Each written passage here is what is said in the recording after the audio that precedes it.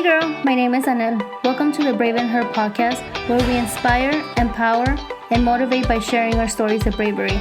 I strongly believe that by sharing our stories, we open ourselves to healing, but also serve to give hope and inspiration to those who are dealing with a tough situation.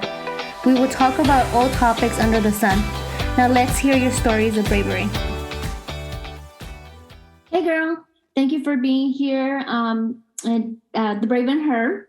And in today's podcast, I have Marissa Boyd. She is the host of Boldish Podcast, and she's here to talk about her podcast and what inspired her to start her podcast. And I'm pretty sure she had some kind of story where she needed to be brave or bold and took action. So anyway, Marissa, how are you? I'm doing fine. Thank you for having me. Thank you for being here, and thank you for being brave and willing to share your story. To begin with, let's just start with telling us about yourself. Yeah, so my name is Marissa. I am 32. I just turned 32. It seems so strange sometimes because I feel like I'm 12 still often. But I am a single mom. I have a little boy. He will be 4. Oh my gosh, 4 in August. And I work full time for a tech company. I also have my podcast. And I'm in the gym a lot. It's like my form of stress relief. I'm a big foodie. I love food. I love coffee and like going out for drinks and trying new things, hiking and all that kind of, fun stuff. But basics, single mom, work full time and just trying to live life a little bit better every single day. That's awesome. I also love coffee. Actually drinking some coffee as I'm like fueled just like caffeine and like maybe a little bit of water, but mostly caffeine. Yeah. And while we're recording today is Monday, so I need a little bit extra coffee today. Definitely.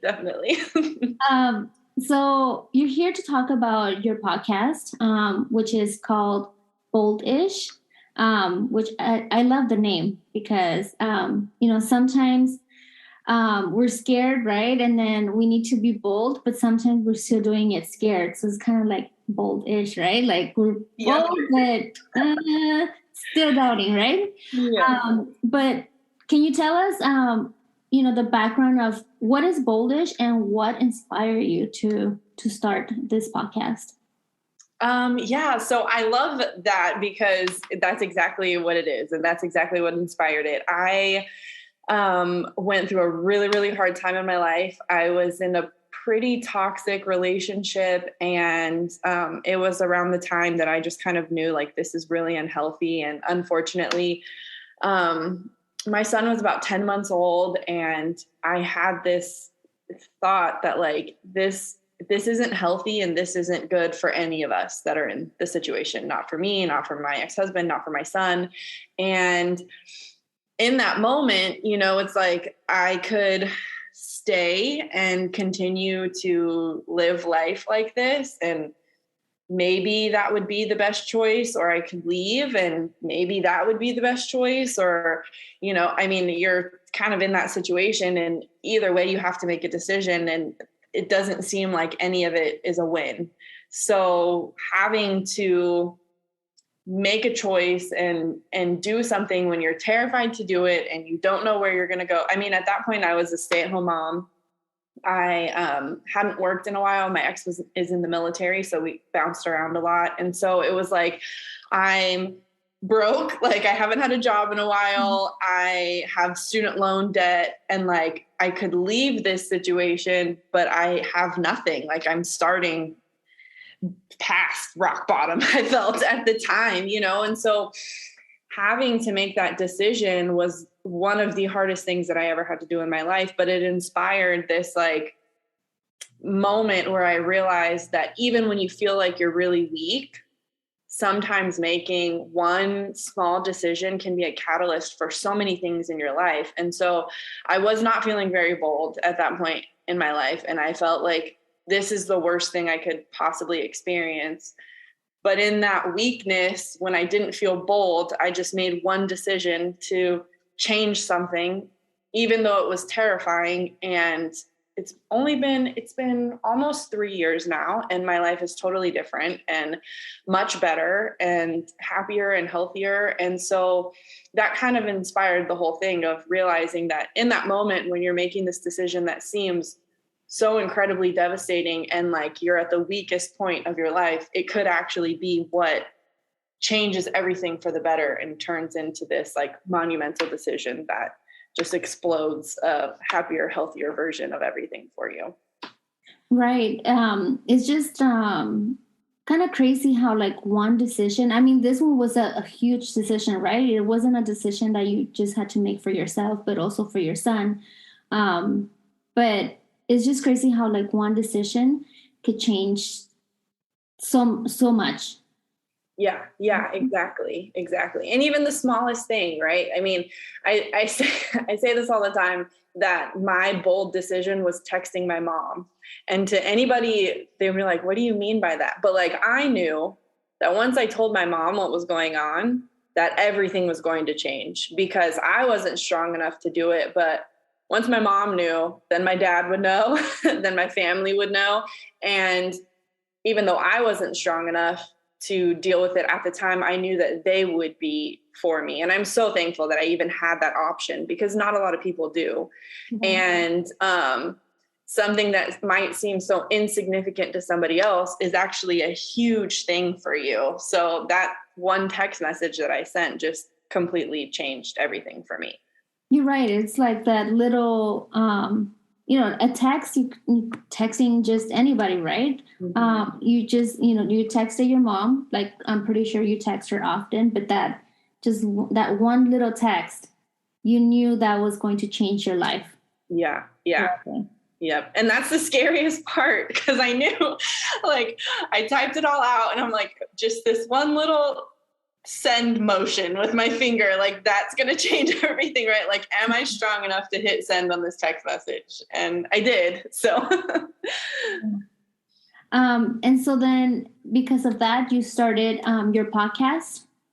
Yeah, because I think I realized that there are a lot of people who go through things in life feeling very alone, and like they are the only ones to have dealt with it. And sometimes it's nice to just hear a voice that says like, no, it's okay. Like, I've been through it too, and I've overcome it. And here's how I've done that. Like, I was thinking about everything, like the past few years, everything that I went through. I was in that relationship for about 10 years. And from, we met when I was 20. And so it's like, what do I wish somebody would have told me when I was 20 years old?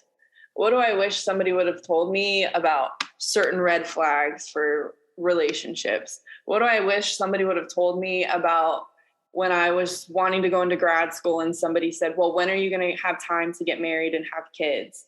And that made me not go to grad school, because then I felt like I needed to focus on getting married and having kids. And so just the thought process of unpacking everything that happened in that 10-year span of time, I realized that sometimes you need a voice that's there to like tell you, like, it's okay to not want to get married and have kids. It's okay to want to focus on your education. It's okay to want to focus on your career, because I think especially as women, like I tell people all the time, I'm thinking from a straight white woman's perspective, which take that as you will. There, like my experience is very different from a lot of people's. But as women, it's very much ingrained into us that like, you can have a career, but what about your husband and your kids? And you can go get an education, but what about your husband and your kids? I feel like that's just told to us from the very beginning. And that's what I felt like, I guess, needed to be the most important. And so sometimes it's nice to have someone say like, yes, but you can also look at it this way. and that's part of what I do on the podcast too, is like this bold spin on what society says, but like, it's okay to not really feel that way. Like I have one child and I am extremely happy with my one child, and I'm content with the fact that I won't have any more kids. And sometimes people are like, oh, well, you'll change your mind. No, I won't. And it's okay that I won't, but like everyone's constantly trying to like, I don't know, pick apart what you think and what you feel based on what society says or norms or whatever. And sometimes it does take a little bit of a bold stance to go against that. And it's nice to have someone in your corner that's like, you're not crazy for thinking that. You're not crazy for feeling that way. Like, it's okay. It's okay to have that thought process. Especially for moms, so there's like so much criticism out there. If you're a working mom, then you're not attending your kids. If you're a stay-at-home mom, you're quote unquote lazy because you're just, you're at home and you're not working, you're not providing. Right. So you can't really please everyone, right? So you just have to do what makes you happy. Yeah, exactly. I love what you said about unpacking.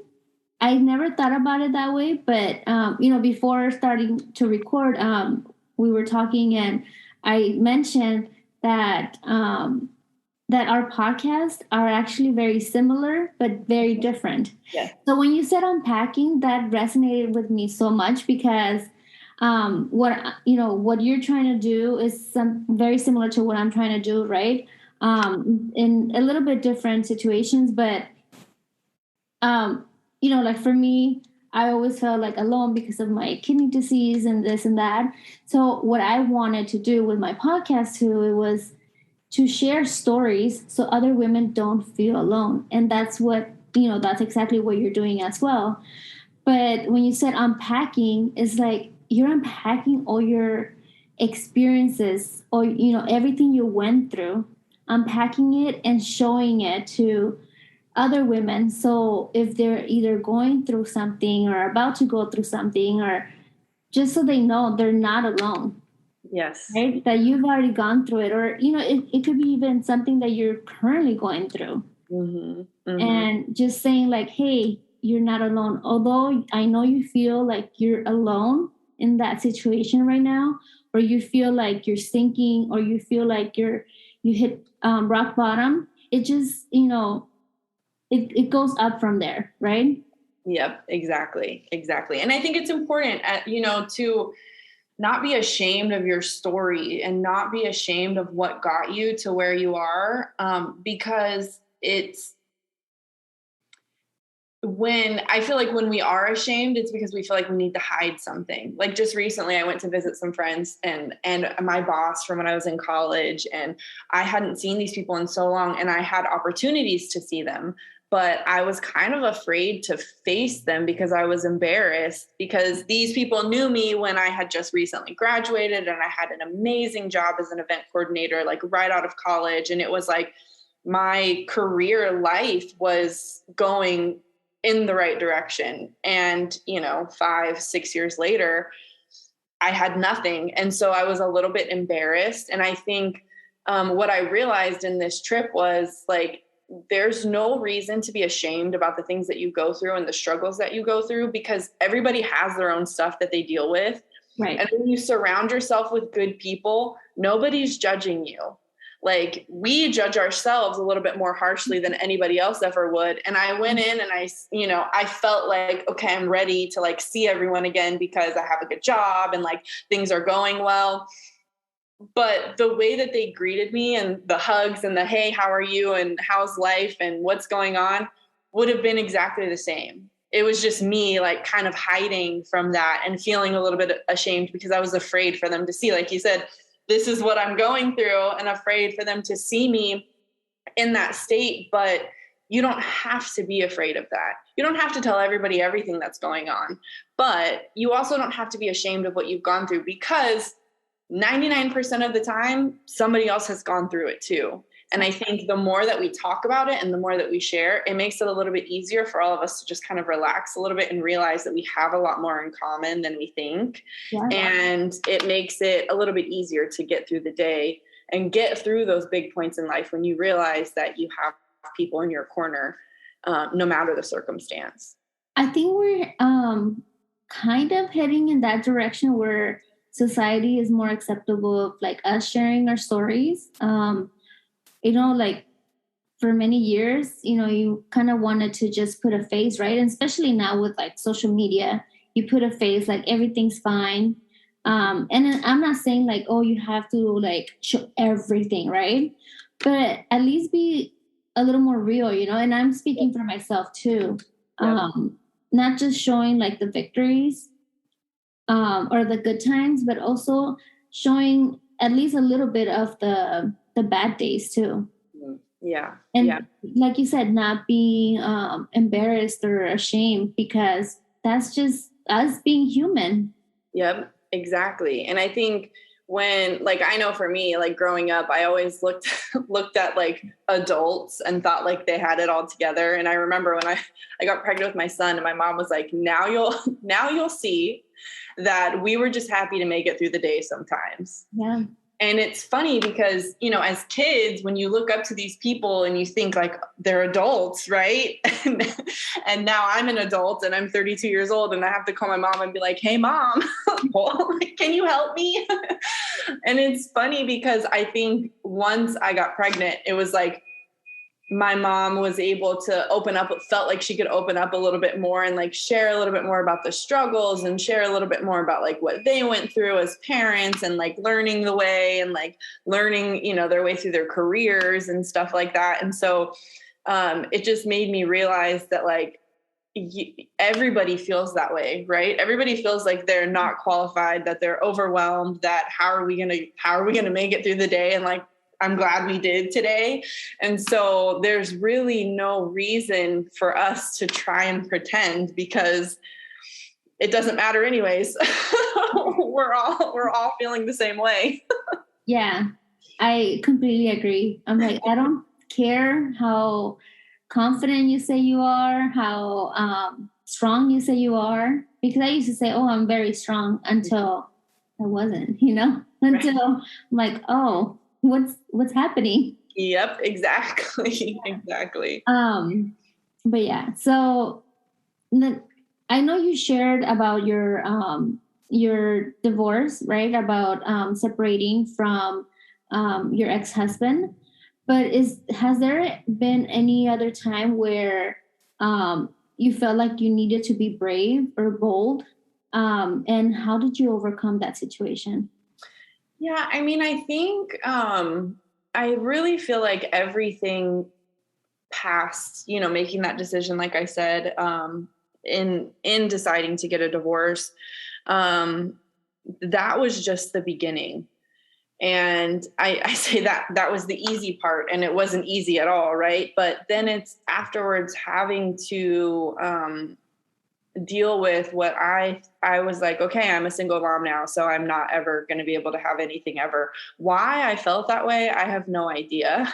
But it was just like, I'm not going to be able to have a career that I want, because I'll always have to focus on doing something that's going to revolve around my son. And I'm not going to be able to, I think I say buy a house. I live in California, and there's houses in my neighborhood that are going for over $1 million. And it's like mind boggling to me how I'm going to be able to afford that. One day I will though. And so it's just all of these hurdles that I kind of have had to overcome and like reevaluate my life and where I am and why I think the way that I do. Why do I think that single moms can't have a happy, healthy, thriving life?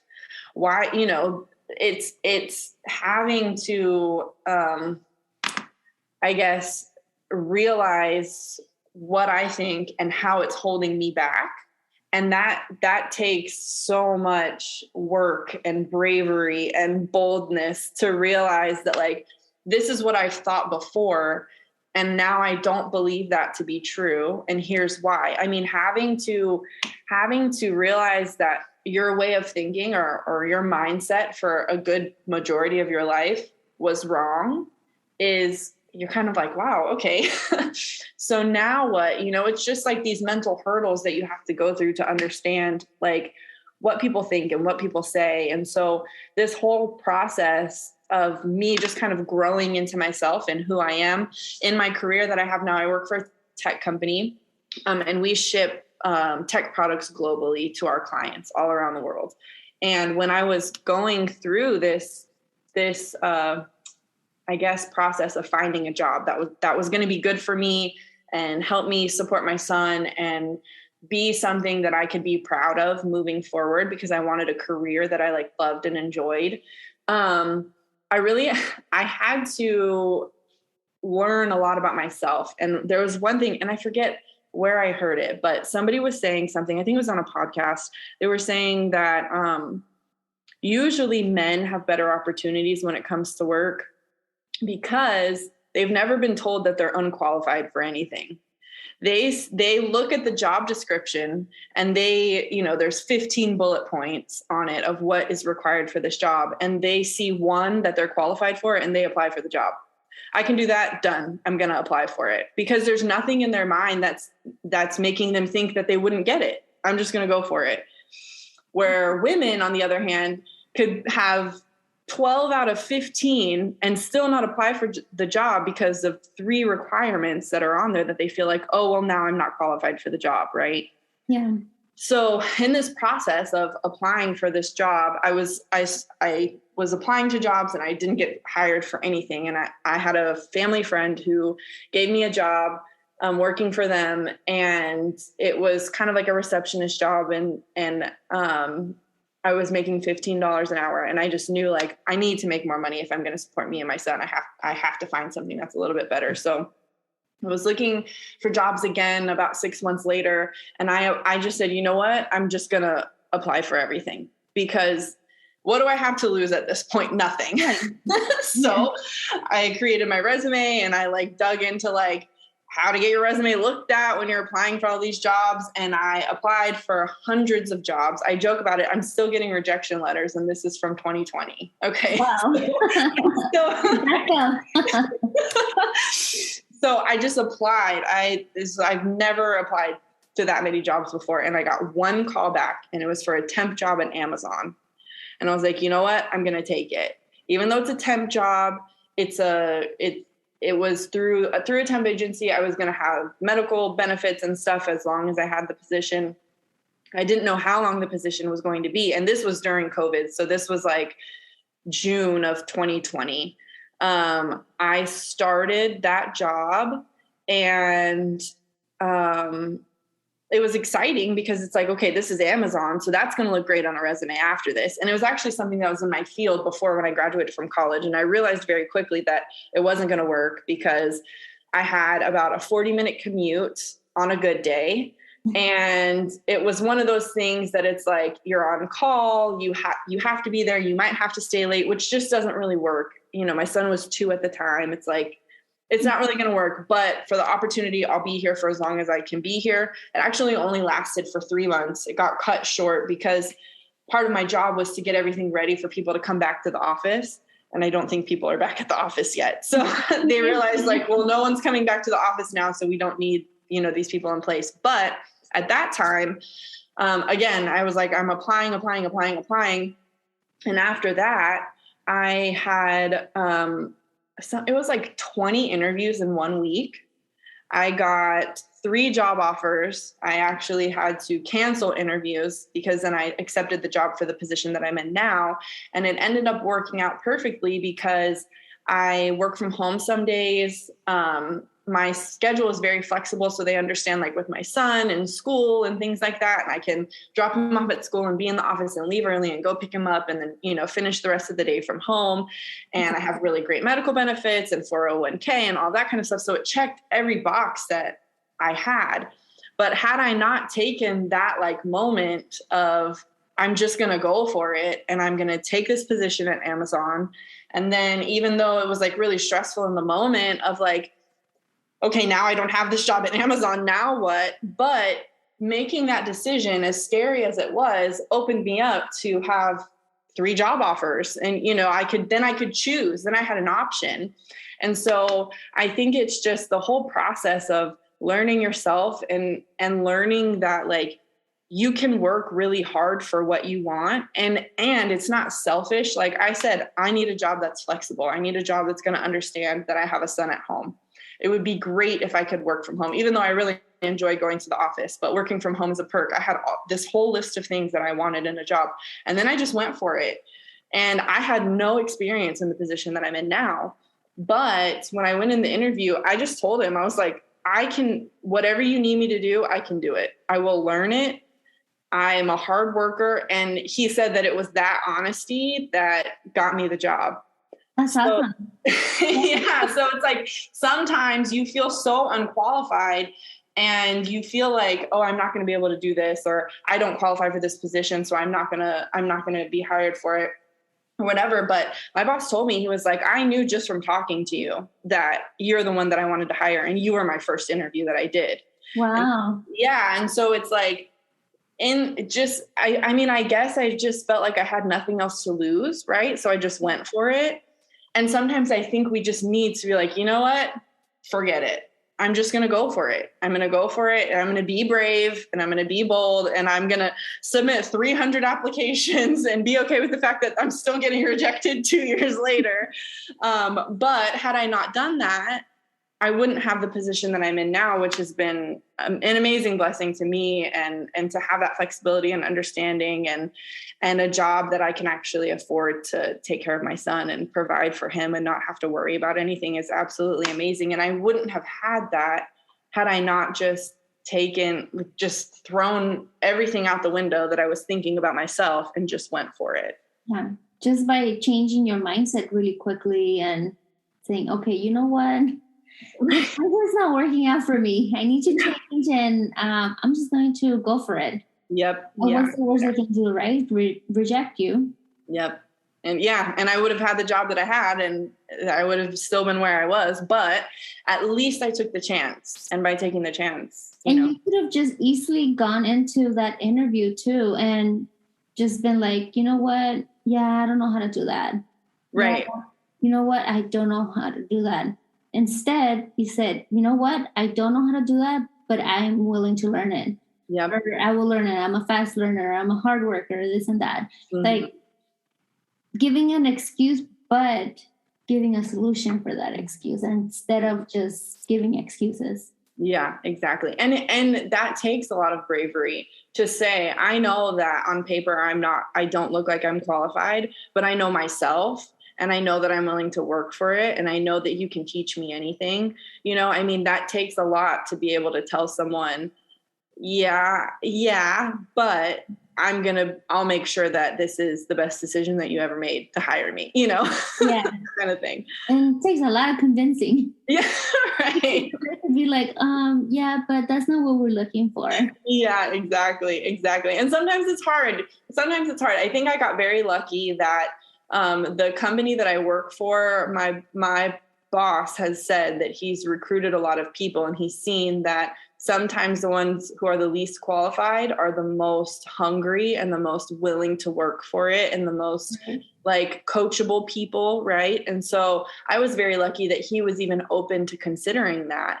But also that he appreciated my honesty and that I wasn't just, oh, I'm the best and I'm this and I'm that, like, and so he appreciated the fact that I acknowledged that, I might not have worked within this system that you all use, but I've worked with this type of system, and I'm positive that what I learned in working through those, I can translate that over to here, and so sometimes you just have to forget about why you're feeling like you're not brave and just like, I'm going to forget about that for a second. I'm going to go into this. I'm going to be brave. I'm going to be bold.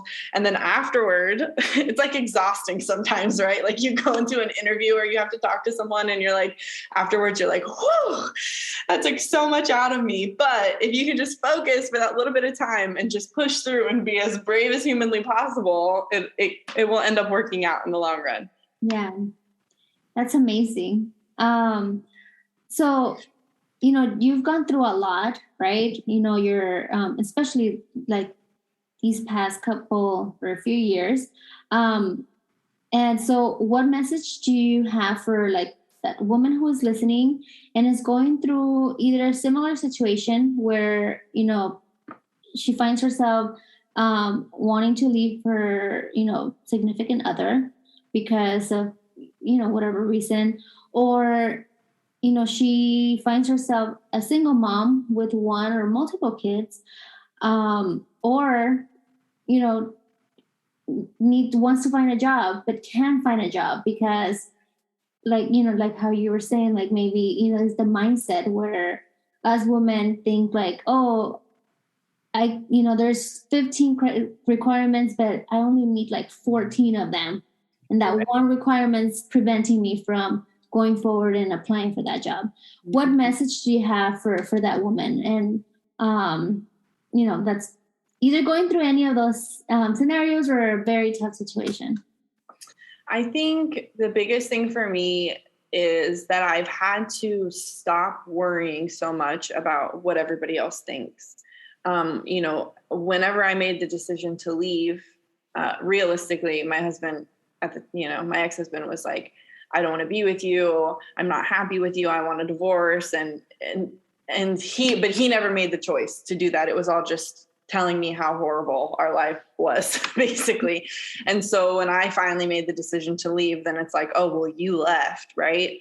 But I feel like as women, you've gotten to your limit, right? And we give a lot of chances and we consider everything. I listened to a lot of different people. I did not make the decision lightly. And I heard from people, it's the woman's job to keep the family together, which I don't believe to be true. I think it takes both people. And I think that once you've gotten to your limit, then that, and that's okay. And trust yourself to know that it's not the right thing and that you need to move forward. And in really any other scenario after that, it's okay. So you've made this big choice or whatever it is. Everybody always has an opinion about something. Yeah. And I realized that I was in the situation I was in because I listened to everybody else's opinions and I didn't trust my gut. And the hardest thing after the fact is learning to trust myself. Is this the right choice? Is this the right thing? Is this the right job? Should I leave this job and go to the next one? And my biggest suggestion is to stop worrying about all of that. Yeah. Trust your gut and just go for it because deep down inside, it might be a risk, but the reward of that risk could be so much better than listening to what everyone else has to say and just settling for the job that everyone else says that you should have and staying in a marriage that clearly isn't healthy for you. And everybody has a lot of opinions, but you are the only one who's been there for everything from the second you were born until you die. You are the only one that has been there for you through everything. You're the only one who knows what your thoughts are in your head. You're the only one who knows the dreams that you have. And you need to be able to say, forget it, because you might have family who's there for you. I have an amazing family and they've supported me, so much, or a significant other or friends or whatever who are there for you, but they don't wake up in the morning as you and they don't go to bed at night as you. So block all of that out and realize that and that you can trust yourself to make the best decisions that you possibly can and stop worrying about the outside noise. Because a lot of the times when we're in a situation that's bad, it's because we've been listening to the outside noise for too long and not trusting ourselves, I feel. And that's kind of been my experience when I'm not trusting myself, when I'm not trusting my gut or my intuition, or, if you're a spiritual or a religious person, whatever higher power that, you trust and believe in, when you're not doing those things, that's kind of when you end up in those situations where you feel like, I don't know if I can do this anymore. Yeah, I completely agree. I think when it comes to making any type of decision, you just need to quiet the outside noise. Mm-hmm, mm-hmm. Being, social media, friends, whatever, because even though social media is not, it could be some of your friends on there or whatever. Like, I think social media also kind of influences your decisions, right? Right. You see happy couples, and in your case you could have seen happy couples, and which is fake, right? Like, I mean, true but fake, right? At the same time, you could have been like, oh, I wish that with my husband, and still stick with him and fight through it when your gut is telling you no, you gotta go, right? So just shutting down just the outside noise, everybody, and just trust your instinct. Yeah, definitely. Sometimes it's the hardest thing to do because I always felt like other people know better than me, and people will say, oh, well, we struggled with this and we were able to overcome it. And so you kind of like hold on to hope that will happen, and sometimes it's just a false show that everyone. It's funny because a lot of the couples who told me that are not together anymore. And so I'm like, I believed you. I know. And so that's the part that you just kind of realize that, like, I think everyone's kind of clinging to that hope, right? Like, fingers crossed, we're going to make it through. And so at some point, trusting your gut in anything, relationships, career-wise, raising your kids, trust your gut to know that you know what's best for you and your situation and where you are, because everybody else is thinking from their own perspective, but you're the only one who's thinking from yours, right? So. And everyone's situation, although similar, it's very different. Right. The person you're married to could be similar to the person your friend's married to, but it's not the same person. Yep, exactly. So, it's just different. Or your kid could be, very similar to your friend's kid, but it's not the same kid. Like, everyone is individually different, and every situation is individually different. Yes, exactly. And like you said, you're the only one that is going through that. You're like, you wake up, you go to sleep and you wake up, just you and no one else. Yep, exactly. Well, anyway, this was so much fun. Thank you so much for sharing your story. I'm being, I'm being inspired by your story. And I love your mission. So before we end, can you tell us, like, where can we find more of your story, your podcast? Do you have social media, all that stuff, so we can follow you? And then just a reminder, like, if you give us your social media or your podcast, I'll have it linked in the description, so people can follow you. Yeah. So I am on Instagram mostly at Marissa C. Boyd. It's just my name, Marissa, the letter C, Boyd. And my podcast is Bold-ish. Bold with ish in parentheses, like we talked about earlier. Sometimes you might be making bold decisions, but you're kind of like, okay, let's try this out and see how it goes. So that's where it is. I'm on Spotify and on Apple Podcasts or on iTunes there for those. And I release episodes every Monday. And Instagram is hard. I try to be active in my stories a lot, but I need to be better at posting on my feed. But I'm still there. So if you see it, I'll be there. Me and you together. Right. It's hard to keep up with social media. It is. Yes, it is. Out there. It's hard. Well, thank you so much, Marissa, for just sharing your story and being bold. Yeah, thank you. Thank you again for having me. I really appreciate it. I'll see you in next episode. Okay, sounds good. Thank you so much for listening. I hope this episode inspired you. If you like this podcast, please share on social media and tag me on Instagram @TheBravenHer. I would love to hear your stories of bravery.